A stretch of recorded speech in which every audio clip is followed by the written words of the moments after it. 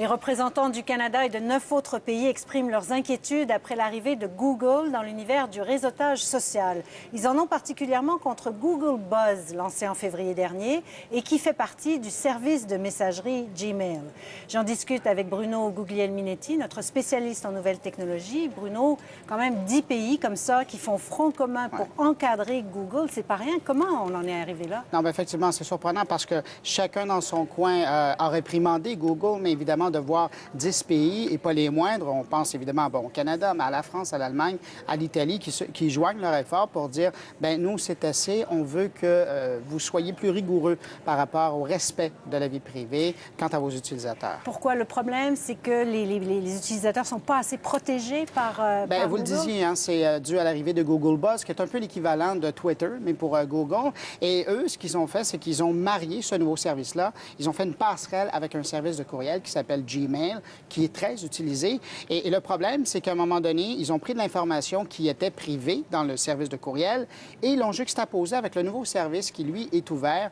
Et là, à un moment donné, bien, les gens se sont mis à voir apparaître des noms qui étaient pourtant privés, qui venaient de leur carnet, de leur bottin de courriel. Et donc, ça a été vu par des étrangers. Alors, évidemment, il y a des plaintes qui ont été faites en disant, cette information-là qui est dans mon courriel, je ne veux pas qu'elle soit dévoilée aux gens sur Google Buzz. Et puis là, bien évidemment, il y a eu ça et là des grandes démarches qui ont été faites. Mais là, c'est vraiment là, un coup d'éclat de voir 10 pays qui s'allient comme ça. Mais pour Google, alors ça veut dire freiner les activités de Google comme résultat? Est-ce que ça pourrait aller jusque-là? Oui, bien, c'est que Google s'est souvent caché derrière la barrière du bêta, donc de la version qui est en test, pour essayer de roder, de peaufiner sa formule.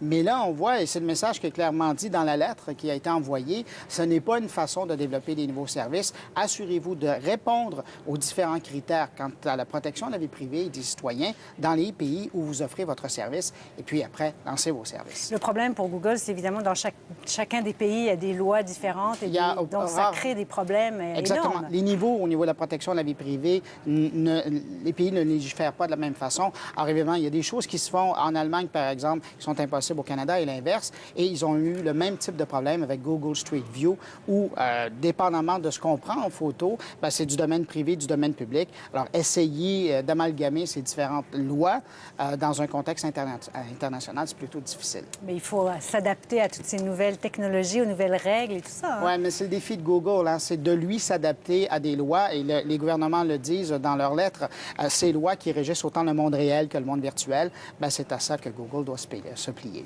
Merci beaucoup, Bruno. Au revoir.